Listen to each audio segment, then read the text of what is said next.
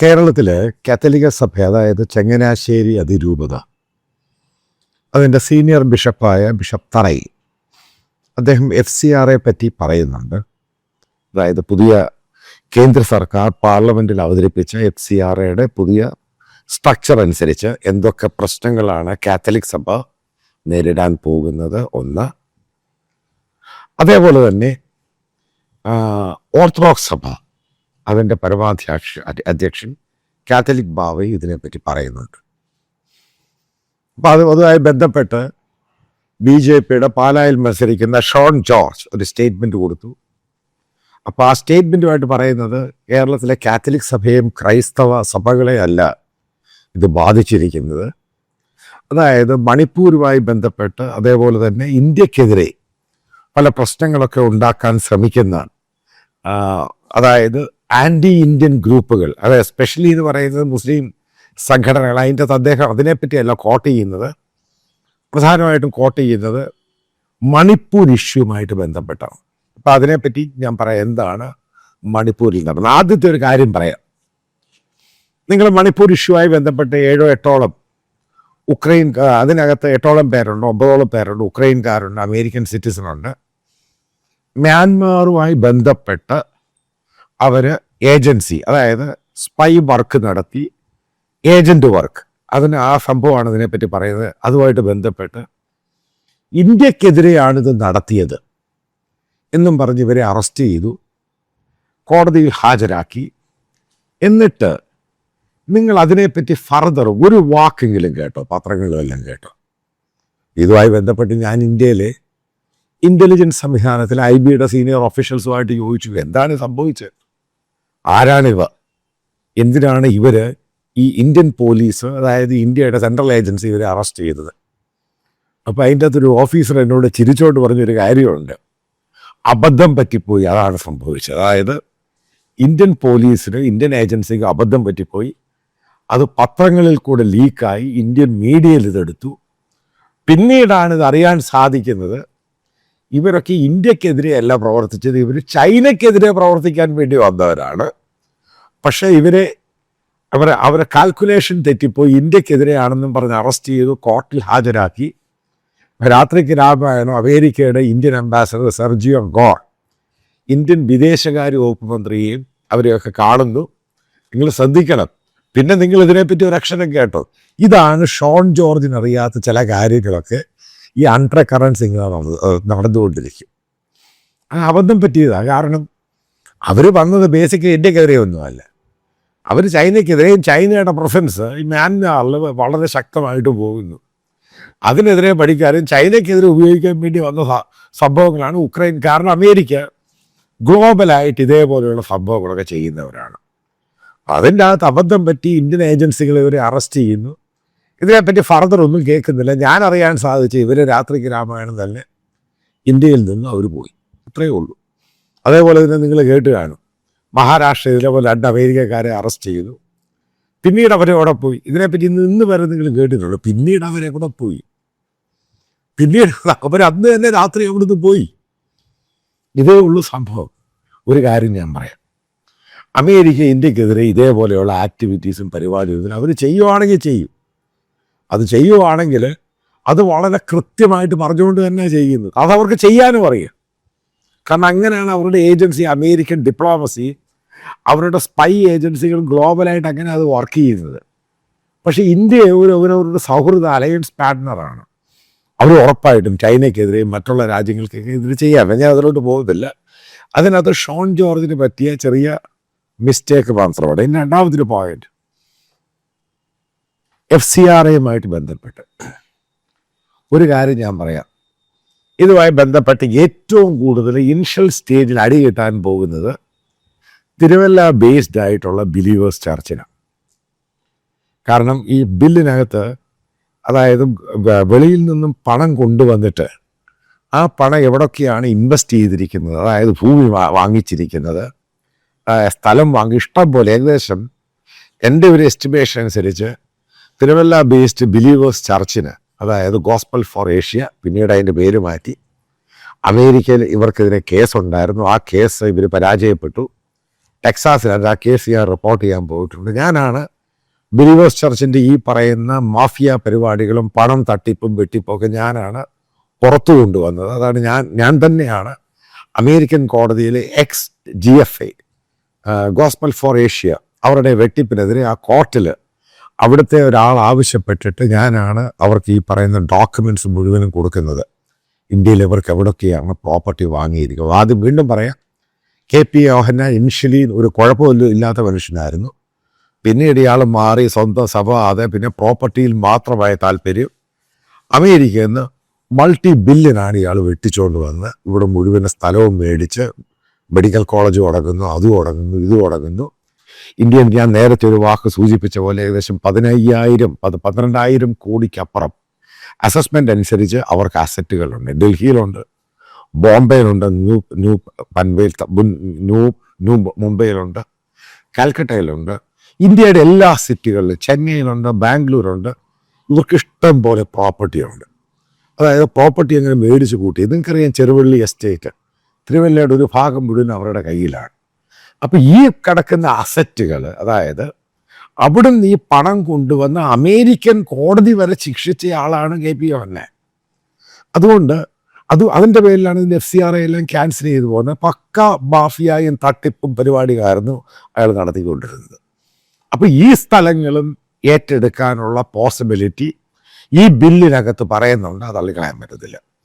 അതായത് അവരുടെ believers medical college ഉൾപ്പെടെയുള്ള സാധനങ്ങൾ ഇന്നത്തെ ഈ ബില്ലനുസരിച്ച് ഗവൺമെൻറ്റിന് ഏറ്റെടുക്കാം. നമ്പർ 1. നമുക്ക് ഈ കാത്തലിക് സഭയുമായിട്ട് ബന്ധപ്പെട്ടു പോകും. അപ്പോൾ ഈ കാത്തലിക് സഭയുടെ അതായത് മനസ്സിലാക്കേണ്ടത്, കേരളത്തിലുള്ള മലയാളി അച്ഛന്മാരും ബിഷപ്പുമാരുമാണ് ഈ പറയുന്ന ഇന്ത്യൻ കാത്തലിക് സഭ. അതിൻ്റെ അകത്ത് നെടും തൂണും ബാക്ക് ബോണും എന്നൊക്കെ പറയുന്ന സംഭവം. അല്ലാതെ നോർത്ത് ഇന്ത്യയിലുള്ള കാത്തലിക് അച്ഛന്മാരൊന്നും അല്ല. അവർ തന്നെയാണ്, ഈ മലയാളികൾ തന്നെയാണ് ഇതിൽ ഏറ്റവും വലിയ അഗ്രഗണ്യം. ഈ അച്ഛന്മാർ തന്നെയാണ് കാത്തലിക് സഭയുടെ. അപ്പം നമ്മൾ നോക്കുവാണെങ്കിൽ ഇന്ത്യയുടെ ഗ്രാമപ്രദേശങ്ങളിൽ, പട്ടണമല്ല ഗ്രാമപ്രദേശങ്ങളിൽ, അവിടെ ഏറ്റവും കൂടുതൽ വിദ്യാഭ്യാസ സ്ഥാപനങ്ങളുള്ളത് ഈ കാത്തലിക് സഭയ്ക്കാണ്. നിങ്ങൾ മനസ്സിലാക്കേണ്ട ഒരു പ്രധാനപ്പെട്ട ഭാഗമുണ്ട്. ഈ ഗ്രാമങ്ങളിലുള്ള വിദ്യാഭ്യാസ സ്ഥാപനങ്ങൾ, അതേപോലെ തന്നെ ചെറിയ ചെറിയ ഹോസ്പിറ്റല്, ക്ലിനിക്കുകൾ, ഇതിനൊന്നും യാതൊരു കാരണവശാലും ഈ ഗ്രാമവാസികളിൽ പണമാണ്. അവർക്ക് ഈ ആശുപത്രി വന്ന് പോയിട്ട് ട്രീറ്റ്മെൻറ്റ് കഴിഞ്ഞിട്ട് പോകാൻ അവരുടെ എവിടുന്ന പണം, ഇതൊക്കെ പൂർണ്ണമായിട്ട് ഫ്രീ ആയിട്ടാണ് പോകുന്നത്. ഞാനൊരു ഉദാഹരണം പറയുന്നത്, എനിക്കറിയാവുന്ന ഒരു മേഖലയാണ് ഞാനീ പറയുന്നത്. ഇന്ത്യയിലെ നക്സൽ കോറിഡോറുമായി ബന്ധപ്പെട്ട് മഹാരാഷ്ട്രയിലെ ചന്ദ്രപൂരിനടുത്തുള്ള ഗഡ്ചറോളി വളരെ ബാക്ക്വേർഡ് ഡിസ്ട്രിക്റ്റാണ്. ആ ഡിസ്ട്രിക്റ്റിൻ്റെ അകത്ത് അവിടെ അതിൻ്റെ ആ ഭാഗത്തായിട്ട് നക്സൽ ഓപ്പറേഷൻസ് റിപ്പോർട്ട് ചെയ്യാൻ ഞാൻ പോയ സമയത്ത് അവിടെ മനസ്സിലാക്കുക, ഗ്രാമവാസികളാണുള്ളത്, ഏറ്റവും കൂടുതൽ ആദിവാസികളാണുള്ളത്. അവിടെ ഈ പറയുന്ന പോലീസ് ഓപ്പറേഷനൊക്കെ ആൻറ്റി നക്സൽ ഓപ്പറേഷൻ ശക്തമാണ്. അതേപോലെ തന്നെ അന്ന് നക്സൽ വളരെ ശക്തമായിരുന്നു. ഇപ്പം അവിടെ ഈ കാർമൽ സ്കൂൾ എന്ന് പറയുന്ന CMI, കേരളത്തിലെ CMI എന്ന് പറയുന്ന അവരുടെ അതുമായി ബന്ധപ്പെട്ട സ്കൂൾ അവിടെ പ്രവർത്തിക്കുന്നത്. അപ്പം അന്ന് ആ സ്കൂളിൻ്റെ പ്രിൻസിപ്പൽ തൃശ്ശൂരുകാരൻ ജെയ്സൺ അച്ഛനായിരുന്നു. അപ്പം എനിക്ക് താമസിക്കാൻ അവിടെ ഹോട്ടലൊന്നുമില്ല, കാരണം അവിടെ പോകുമ്പോൾ. അപ്പോൾ ഈ അച്ഛനുമായിട്ട് ഞാൻ വേറൊരു കോണ്ടാക്റ്റിൽ പരിചയപ്പെട്ട് ഈ അച്ഛനാണ് എനിക്ക് അവിടെ താമസിക്കാനുള്ള സ്ഥലമൊക്കെ ഉണ്ടാക്കി തന്നത്.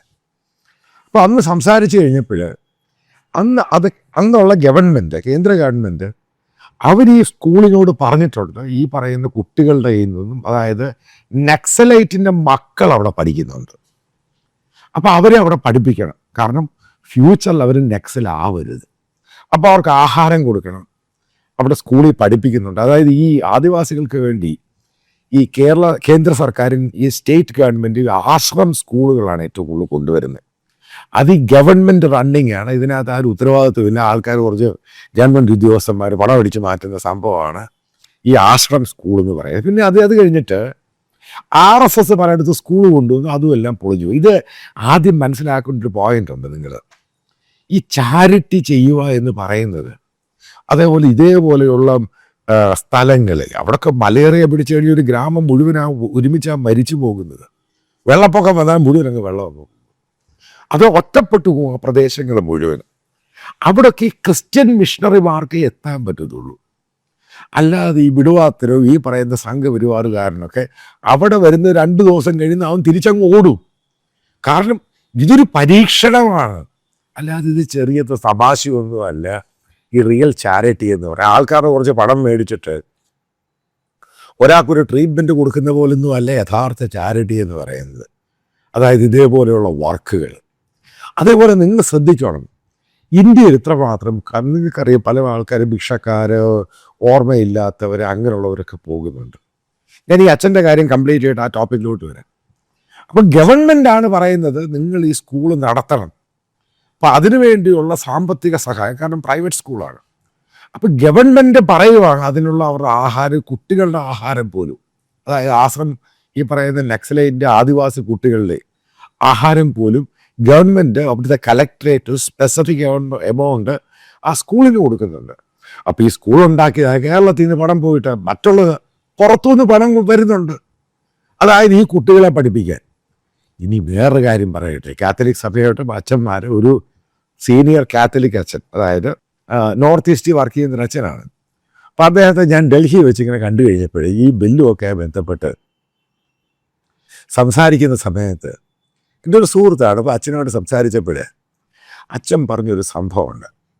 ഇന്ത്യയിലെ കാത്തലിക് സഭ നോർത്ത് ഇന്ത്യയിലും പലയിടത്തും പല പ്രവർത്തനം നടത്തുന്നുണ്ട്. സ്കൂളുകൾ നടത്തുന്നുണ്ട്, ഹോസ്പിറ്റൽ നടത്തുന്നുണ്ട്. ഇതൊക്കെ നോൺ പ്രോഫിറ്റ്. ഇതിൻ്റെ അത് പ്രോഫിറ്റ് എന്ന് പറയുന്ന സാധനമില്ല, ആൾക്കാർ സേവനം ചെയ്യുകയാണ്. ഇപ്പോൾ കന്യാസ്ത്രീകൾ ഛത്തീസ്ഗഡ് 2 കന്യാസ്ത്രീകളെ നിങ്ങൾ കണ്ടു. അവിടുത്തെയുള്ള ബജറാങ്കളിൽ അടിച്ച് ബഹളം ഉണ്ടാക്കി മതപരിവർത്തനം. അവരെന്തുവാ ചെയ്തുകൊണ്ടിരുന്നത്? ഹാൻഡിക്യാപ്ഡായിട്ട് നടക്കാൻ പറ്റാത്ത മെൻ്റലി ഹാൻഡിക്യാപ്റ്റുള്ള കുട്ടികളെ ശുശ്രൂഷിക്കുക. ഇതാണ് അവർ ചെയ്യുന്നത്. ഇതാണ് ഇവർക്ക് ഇഷ്ടപ്പെടാത്തത്. എന്തുകൊണ്ടാണ് ഈ പറയുന്ന കാത്തലിക് സഭ, ഈ അച്ഛൻ ചോദിച്ചൊരു പോയിന്റ്, പ്രധാനമായിട്ട് കീ ആയിട്ടുള്ള പോയിന്റ്, ഈ പറയുന്ന സ്കൂളും ആശുപത്രിയും ഉണ്ടാക്കി അതേ സമയത്ത് സെയിം സമയത്ത് ഇവരോട് ഗോസ്പലും കൂടെ പറഞ്ഞിരുന്നുവെങ്കിൽ എന്തായേനെ സംഭവം? ഇന്ന് കാത്തലിക് സഭ നേരിടുന്ന, നോർത്ത് ഇന്ത്യ നേരിടുന്ന ഏറ്റവും വലിയ പ്രശ്നം, അവരുടെ സ്കൂളുകളിലും കോളേജുകളിലൊക്കെ പഠിച്ചു പോയിട്ടുള്ളവർ തിരിച്ചു വന്നിട്ട് ആ സ്കൂളും കോളേജും ഹോസ്പിറ്റലും എല്ലാം അടിച്ചു പൊട്ടിക്കുക. ഇതാണ് കാത്തലിക് സഭയ്ക്കുണ്ടായ ഏറ്റവും വലിയ സെറ്റ് ബാക്ക് എന്ന് പറയുന്നത്. അവരുടെ രൂപം വെക്കാൻ പറ്റുമോ? ആ പള്ളി അടിച്ചു പൊട്ടിക്കുന്നത് ആ സ്കൂളിൽ പഠിച്ചവരാണ്. അവർ തന്നെയാണ് പിന്നീട് സംഘപരിവാറിൻ്റെ നേതാക്കളായിട്ട് വീണ്ടും വന്ന ആ സ്കൂളിൽ അടിച്ചു പൊട്ടിക്കുന്നത്. എന്തുകൊണ്ടാണ് ഈ ഇന്ത്യയിലെ, അതായത് സംഘപരിവാറിൻ്റെ ബജനാങ്ദളും അപ്പർ കാസ്റ്റ് ഉള്ളവരും എന്തുകൊണ്ടാണ് ഇവർക്ക് എഡ്യൂക്കേഷൻ കൊടുക്കുന്നതിന് FCRA ഉൾപ്പെടെയുള്ള കാര്യങ്ങൾ എതിർക്കുന്നതിൻ്റെ കാര്യം എന്താ? അവർക്കറിയാവുന്ന വസ്തുതയുണ്ട്. എഡ്യൂക്കേഷൻ കിട്ടിക്കഴിഞ്ഞാൽ ഈ പറയുന്ന ബാക്ക്വേർഡ് ക്ലാസ്, അതായത് ആദിവാസികളാണെങ്കിലും ദളിത് ആണെങ്കിലും അവൻ്റെ രൂപവും ഭാവവും മാറും. അവൻ പിന്നീട് മുൻ നിരയിലോട്ട്, മെയിൻ സ്ട്രീമിലോട്ട് വരും. പിന്നീട് ഇവരുടെ ഈ കാസ്റ്റ് ഡിസ്ക്രിമിനേഷൻ മണ്ണാങ്കട്ടയും നടക്കുന്നത്, ഇവനെല്ലാം ഗവൺമെൻറ് ജോലിയും അവിടെയൊക്കെ ജോലിയൊക്കെ എടുക്കാൻ റിസർവേഷനുണ്ട്. ഇതോടുകൂടി ഇവരുടെ രൂപവും ഭാവവും മാറുമ്പോൾ ഈ പറയുന്ന ആദിവാസികളും ബാക്ക്വേർഡ് ക്ലാസ്സും ദളിത്തുമായിരിക്കും നാളെ ഇന്ത്യ ഭരിക്കാൻ പോകുന്നത്. അതിൻ്റെ ഭയമാണ് ഇവർക്ക് ഏറ്റവും കൂടുതലുള്ളത്. അതിൻ്റെ ഭാഗമായിട്ട് ഉണ്ടാക്കിയെടുത്താണ് ഈ സംഭവങ്ങൾ മുഴുവനും. ഞാൻ ഏകദേശം 1.5 വർഷം മുമ്പ് വേറൊരു വീഡിയോ ചെയ്തിരുന്നു.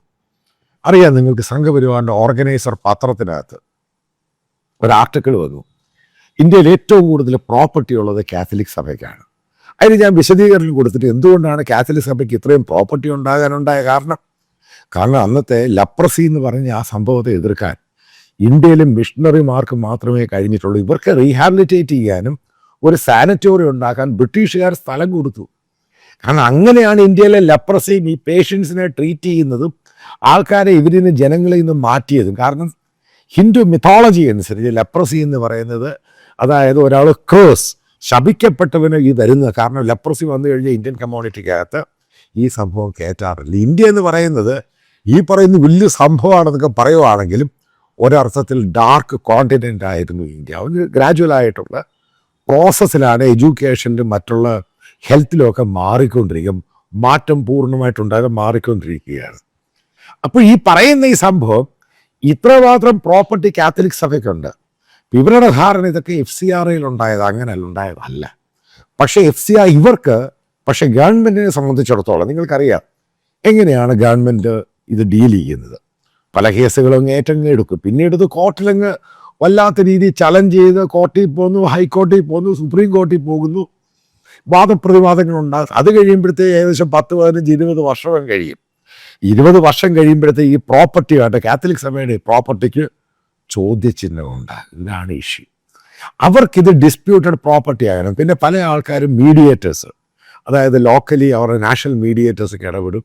കാരണം ഇതുമായിട്ട് ബന്ധപ്പെട്ട പല രീതിയിലുള്ള നീക്കുപോക്കുകൾ വരുത്തണമെന്ന് ആവശ്യപ്പെടും. ഉറപ്പായിട്ടും മിഡിൽ മാനും വീലേഴ്സും കയറി വരും.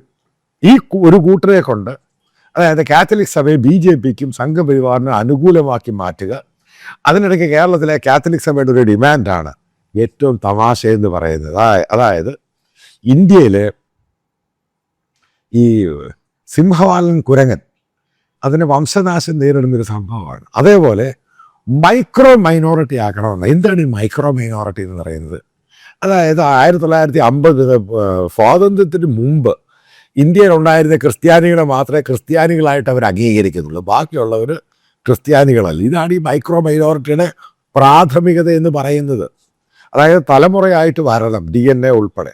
അതായത് കൺവേർട്ട് ചെയ്ത് വന്നു കഴിഞ്ഞാൽ അവർ ക്രിസ്ത്യാനികളല്ല. ഈ പറയുന്ന ശ്രീൻ കാത്തലിക്സും ഈ ശ്രീൻ ക്രിസ്ത്യൻസും ഇവരാണ് മൈക്രോ മൈനോറിറ്റി. ഇത് അബദ്ധമാണ് കാത്തലിക്സും ഡിമാൻഡ് ചെയ്യുന്നത്. വല്ലാത്തൊരു അബദ്ധമാണ് ഈ സംഭവം. കാരണം ഇന്ത്യ എന്ന് പറയുന്ന രാജ്യം ശരിക്കും മാറുകയാണ്.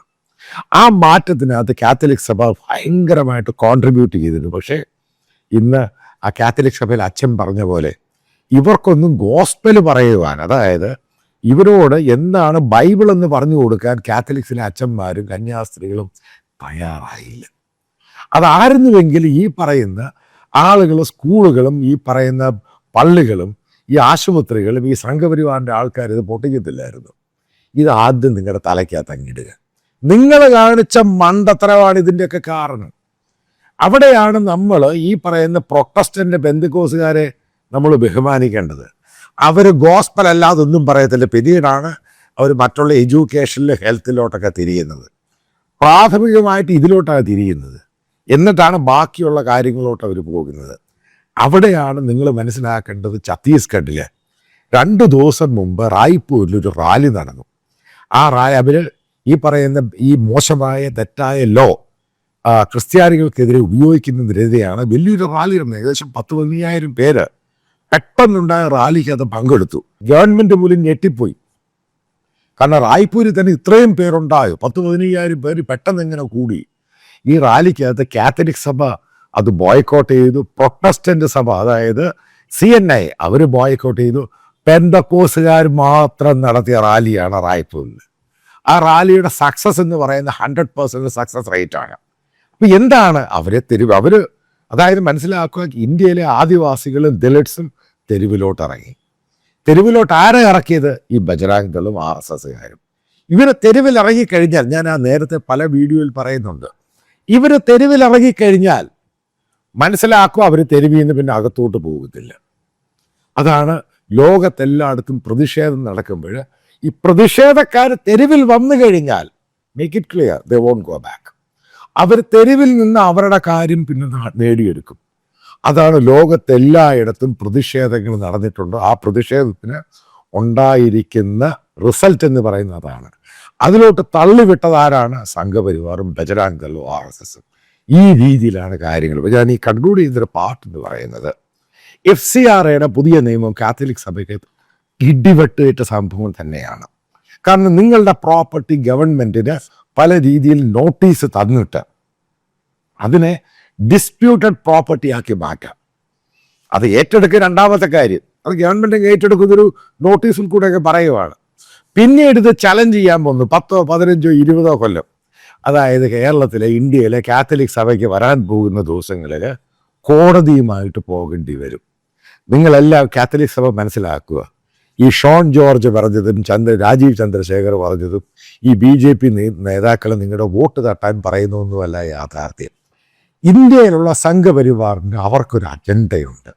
ഒരു കാരണവശാലും ഈ പറയുന്ന ദളിറ്റ്സിനെയും ആദിവാസികളെയും എഡ്യൂക്കേഷൻ കൊടുക്കാൻ അവർ തയ്യാറാകരുത്. അവരെ ഒരു കാരണവശാലും മുൻപന്തിയിലോട്ട് കൊണ്ടുവരാൻ തയ്യാറാകരുത്. ഉറപ്പായിട്ട് കാത്തലിക് സഭ ഇത് കൊടുത്തിരുന്നു. നോർത്ത് ഈസ്റ്റ് മാറ്റിയെടുത്ത കാത്തലിക് സഭയും പ്രൊട്ടസ്റ്റന്റ് ഇവാഞ്ചലിക്കൽ സഭകൾ കൂടിയാണ്. അത് BJPക്കും സംഘപരിവാറിനും വളരെ കൃത്യമായിട്ടറിയാം. ആ കാറ്റ് ഇന്ത്യയിലോട്ട് ആഞ്ഞടിച്ചിരിക്കുകയാണ്. നേപ്പാളിൽ സംഭവിച്ച കാറ്റ് ഇന്ത്യയിലോട്ട് ആഞ്ഞടിച്ചിരിക്കുകയാണ്. അതേപോലെ തന്നെ എന്താണ് ഈ പറയുന്ന ചൈനയിലുണ്ടായ സംഭവം, ഇറാനിലുണ്ടായ സംഭവം, ഇതൊക്കെ ഇവരും ശരിക്കും അനലൈസ് ചെയ്താണ് പഠിച്ചുകൊണ്ടിരിക്കുന്നത്. അതുകൊണ്ട് എങ്ങനെങ്കിലും ഇതിന് കൂടുതൽ നാൾ ഓരോ പ്രശ്നങ്ങളും അതും ഇതും ഒക്കെ പറഞ്ഞ് തടുത്തു നിർത്തുക, മാക്സിമം ഇതിനെ ബ്ലോക്ക് ചെയ്യുക. ഈ പറയുന്ന കാത്തലിക് സഭയുടെ പല ആൾക്കാർക്കെതിരെയും കേസെടുക്കും, ബിഷപ്പ്മാർക്കെതിരെ വരെ കേസെടുക്കും. You take it from me. കാരണം ഇതിൻ്റെ ആംഗിൾ നിങ്ങൾ ഇതിൻ്റെ ബില്ലെടുത്ത് വായിച്ചു നോക്കി പഠിച്ചു കഴിഞ്ഞാൽ എല്ലാ കാര്യങ്ങളും ഓരോന്നായിട്ട് പിടികിട്ടും. ഒരു കാര്യം കൂടെ പറയാം. ഇന്ത്യയിലെ മതപരിവർത്തന നിയമം അനുസരിച്ച് ഇത്രയും നാളും 10, 250, 80, 800 പേരെ പിടിച്ച് അറസ്റ്റ് ചെയ്തിട്ടുണ്ട്. ഇതുമായി ബന്ധപ്പെട്ട് ഏതെങ്കിലും ഒരാൾ ഒരു തെറ്റ് കാണിച്ചിട്ടുണ്ടോ? അങ്ങനല്ല, തെറ്റ് കാണിച്ചിട്ടേ ഇല്ല. ഒരാളെ പോലും മതപരിവർത്തനം ചെയ്തിട്ടില്ല, നിർബന്ധിച്ച് ഒന്നും സംഭവം ഉണ്ടായിട്ടില്ല. ഇവരൊക്കെ ഓരോ വീടുകളിൽ വരുന്നു, പ്രാർത്ഥിക്കും, ഇന്ത്യൻ ഭരണഘടന അനുസരിച്ച് മാത്രം. അപ്പോൾ ഇവർക്കെതിരെ കേസെടുത്ത എങ്ങനെ? അതാണ് ഈ കള്ളക്കേസ് എന്ന് പറയുന്നത്. ഒരു നിയമം ഉണ്ടാക്കിയത് ഇല്ലാത്ത സംഭവങ്ങൾ വെച്ച് കേസുകൾ എടുക്കുക. FCRA ഉണ്ടാക്കിയിരിക്കുന്ന ഇല്ലാത്ത സംഭവങ്ങൾ ഉപയോഗിച്ച് കാത്തലിക് സഭയെ, ഇതേപോലെയുള്ള സഭകളെ വരിഞ്ഞു മുറുക്കാനാണ് അവർ ഉദ്ദേശിച്ചിരിക്കുന്നത്. വേറെ കാര്യം കൂടെ പറയാം. ഇതുമായിട്ട് ബന്ധപ്പെട്ട് ഇന്ത്യയിലെ പെന്തക്കോസ്ത് സഭയ്ക്ക് ഒരു പുല്ലും നഷ്ടപ്പെടാനില്ല. അവർക്ക് ഈ പറയുന്ന പോലെ വലിയ അസറ്റുകളൊന്നുമില്ല. അവർ ഈ വരുന്ന സംഭവം ഈ പാസ്റ്റർമാർക്കും അവർക്ക് സാലറിയും പരിപാടിയെല്ലാം കൊടുത്ത് അതോടെ അവർക്ക് കയറും. അവരുടെ ഈ പറയുന്ന പോലെ കാത്തലിക് സഭയെ പോലെ ഹ്യൂജ് അസറ്റൊന്നും ഇന്ത്യയിലെ പെന്തക്കോസ്ത് സഭയ്ക്കൊന്നുമില്ല. ഒരു സഭ ഇന്ത്യയിലെ പെന്തക്കോസ്ത് സഭ എവിടെയില്ല. അവർക്ക് ചില പള്ളികളും അതിൻ്റെ ചർച്ചുകളും ഹാളുകളും പരിപാടികളും മാത്രമേ ഉള്ളൂ. അല്ലാതെ അവർക്ക് ഹ്യൂജായിട്ടുള്ള ഹോസ്പിറ്റലിൽ മറ്റുള്ള പരിപാടികളൊന്നുമില്ല. പിന്നെ CMC വെല്ലൂരിൽ ഇഷ്ടം പോലെ പണം വരുന്നുണ്ട് വിദേശത്തു നിന്ന്. അതവിടെ റിസർച്ചിനും പാവം പിടിച്ച രോഗികൾക്കും അതിനെ സപ്പോർട്ട് ചെയ്യാൻ. അപ്പോൾ അവരെയൊക്കെ ഇത് ബാധിക്കും. കാരണം ഇതിൻ്റെ എങ്ങനെ അക്കൗണ്ടിങ് ചെയ്താൽ, എനിക്ക് FCRA പറ്റി ഒരു പഠിച്ച ഒരാളാണ് ശരിക്കും. ഇപ്പോഴെല്ലാം വളരെ നേരത്തെ ഈ പറയുന്ന KP യോഹന്നാൻ്റെ ഇഷ്യൂവുമായി ബന്ധപ്പെട്ട് FCRAയ്ക്ക് അത് ഇഷ്ടം പോലെ ഇഷ്യൂസ് പൊക്കിയെടുക്കാൻ സാധിക്കും. അതായത് ഒരു ഇഷ്യൂ അല്ല, നമ്മൾ എങ്ങനെയൊക്കെ അത് നമ്മൾ പ്രോപ്പറായിട്ട് കാൽക്കുലേഷൻ ചെയ്ത് കൊടുത്താൽ തന്നെ ഇഷ്ടം പോലെ ക്വസ്റ്റ്യൻസ് ഉണ്ടാകാൻ സാധിക്കും. ആ ക്വസ്റ്റ്യനുമായി ബന്ധപ്പെട്ട് ഫർദർ ക്വസ്റ്റ്യൻസ് ഉണ്ടാകാൻ സാധിക്കും. പിന്നെ ഇത് ഭരണം, ഈ സാധനങ്ങൾ നിയമമൊക്കെ ഉണ്ടാക്കിയ ആൾക്കാർ അവർ തന്നെയാണ് നിയമം നടത്താൻ വരുന്നത്. അവരത് ഇല്ലാത്ത സാധനങ്ങൾ വെച്ച് ഇതിനെ മുഴുവനും ബ്ലോക്ക് ചെയ്യും. കേരളത്തിലെ കാത്തലിക് സഭയ്ക്കും ഓർത്തഡോക്സ് സഭയ്ക്കും ഇതൊരു കഷ്ടകാലം തന്നെയാണ്. ഒരു കാര്യം കൂടെ ഞാൻ പറയാം, അത് കഴിഞ്ഞിട്ട് ഇതെങ്കിൽ ഞാൻ കൺക്ലൂഡ് ചെയ്യാം. അതായത് നേപ്പാളിൽ ഈ കാത്തലിക് സഭയാണ് ആദ്യം അവിടെ പോകുന്നത്. അതായത് ഇന്ത്യ എന്നാണിത് ഈ നേപ്പാൾ ഭാഗത്തോട്ട് പോകുന്നത്. അവിടുത്തെ ഭയങ്കര നിയമങ്ങളും പ്രശ്നങ്ങളും പല പേഴ്സിക്യൂഷനൊക്കെ ഉണ്ടായിക്കഴിഞ്ഞപ്പോൾ കാത്തലിക് സഭ അവിടെ നിന്ന് പിന്മാറി. ചരിത്രമാണ്. കാത്തലിക് സഭ നേപ്പാളിൽ നിന്ന് പിന്മാറി.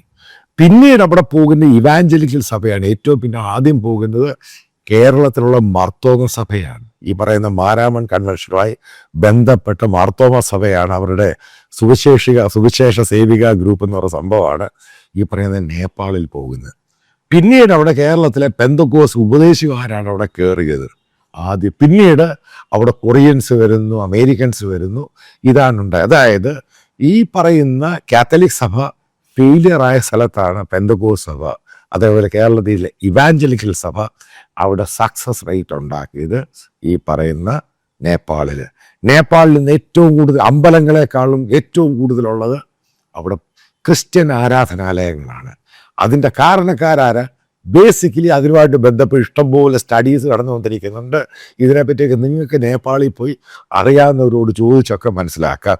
ഇതിനെപ്പറ്റി നല്ല സ്റ്റഡീസൊക്കെ നടത്തുവാണെങ്കിൽ വളരെ നല്ലത്. ഒരു കാര്യം പറയാം, ഈ FCRA കൊണ്ട് അതുകൊണ്ട് ഞാൻ ഈ പറയുന്ന FCRA ഇഷ്യൂവായി ബന്ധപ്പെട്ട് കേരളത്തിലെ ഇന്ത്യയിലെ ഇവാഞ്ചലിക്കൽ ഗ്രൂപ്പിനും പെന്തക്കോസ്ത് ഗ്രൂപ്പിനും ഒന്നും നഷ്ടപ്പെടാനില്ല. ഇവിടെ നഷ്ടപ്പെടുന്നത് മോദിയുടെ കൂടെ പോയി ഫോട്ടോയും പിക്ചറും ഒക്കെ എടുത്ത്, രാജീവ് ചന്ദ്രശേഖരൻ്റെ കൂടെ പിക്ചറും ഫോട്ടോയും ഒക്കെ എടുത്ത് ഷോൺ ജോർജിന് വോട്ട് ചെയ്യാൻ പോകുന്ന കാത്തലിക് സഭ നിങ്ങളാണ് പെട്ടത്. കാരണം നിങ്ങൾക്ക് പേടിയാണ്. നിങ്ങൾ പലയിടത്തു നിന്നും ഭയന്ന് പിന്മാറാൻ തുടങ്ങി. അവിടെയാണ് നിങ്ങൾ പെട്ടത്. കാരണം നിങ്ങളെക്കാളും ശക്തരാണ് ഇന്ത്യയിൽ ഇന്ന് ഇവാഞ്ചലിക്കൽ സഭ. അതിൻ്റെ കൃത്യമായ തെളിവാണ് ഛത്തീസ്ഗഡിൽ അവർ നടത്തിയ പ്രകടനം. കേരളത്തിൽ പോലും ഒരു ഷോർട്ട് നോട്ടീസിനുള്ളിൽ ഒരു പെന്തക്കോസ്ത് സഭയും പെട്ടെന്ന് 10,000 പേരുടെ ഒന്നും പ്രകടനം നടത്താൻ പറ്റത്തില്ല. കാരണം ഇത് അറിയാവുന്ന ഒരാളായിട്ട് പറയാം. പക്ഷേ അവർ ഛത്തീസ്ഗഡ് റായ്പൂരിൽ അത് കാണിച്ചു കൊടുത്തു. 2 കന്യാസ്ത്രീകളെ അടിച്ചു കഴിഞ്ഞപ്പോഴേ ദുർഗ് ഡിസ്ട്രിക്റ്റിൽ അവരെ പിടിച്ച് പോലീസ് സ്റ്റേഷനിൽ പോയി കഴിഞ്ഞപ്പം അവിടെ എത്ര കാത്തലിക്സുകാരുണ്ടായിരുന്നു അതിന് ചുറ്റും ഈ ഹല്ലേലൂയ എന്നും പറഞ്ഞ് പ്രൊട്ടസ്റ്റ് ചെയ്യാൻ. അവിടെയും വന്നത് ഈ പറയുന്ന പെന്തക്കോസ്തുകാരാണ് ഹല്ലേലൂയ ആയിട്ട് വന്നത്. അതായത് ഇന്ത്യയിൽ, അതായത് കേരളം ഒഴികെ ഇന്ത്യയിൽ ഇനിയും വരാനുള്ള സമയത്ത് കാത്തലിക് സഭയ്ക്ക് പ്രൊട്ടക്ഷൻ കൊടുക്കുന്ന പെന്തക്കോസ്തുകാരായിരിക്കും, ഇവാഞ്ചലിക്കൽ സഭയായിരിക്കും. കാരണം എന്താ, കാത്തലിക് സഭ ഈ പറയുന്ന ഗോസ്പൽ അവിടെ ഉണ്ടാക്കിയില്ല, അവർ ചർച്ച് പ്ലാൻ ചെയ്തില്ല. അതിൻ്റെ ഗതികേടാണ് അവരിന്ന് അനുഭവിക്കുക. ഇഷ്ടംപോലെ അസറ്റും സ്കൂളും ആശുപത്രിയൊക്കെ ഉണ്ടാക്കി, പക്ഷെ ബേസ് ആയിട്ടുള്ള ജനങ്ങളെ ഉണ്ടാക്കിയില്ല. അവിടെ സക്സസ് റേറ്റ് എന്ന് പറയുന്നത് പെന്തക്കോസ്ത് സഭയ്ക്കാണ്. അവരത് ഉണ്ടാക്കിയെടുത്തു. അതിൻ്റെ ഭയമാണിത് മുഴുവനും, അതിൻ്റെ ഭയമാണിത് കാണിക്കുന്നത്. അതിൻ്റെ ഒരു ക്ലാസിക് തെളിവാണ് പഞ്ചാബിലെ ഇവിടെ പറയുന്ന പെന്തക്കോസ്തുകാരെക്കാളും മുമ്പ് പോയത് കാത്തലിക് സഭയാണ്. അപ്പം അവിടുത്തെ പല രൂപതകളാണ്. പക്ഷേ അവിടെ മാറ്റിയെടുത്ത ആരാണ്? ഈ പറയുന്ന സർദാർമാരെയും ദളിറ്റ്സിനെയും മാറ്റിയെടുത്ത ആരാണ്? പെന്തക്കോസ്തുകാരാണ്. ഇതാണ് ഇതാണ് ഭയം.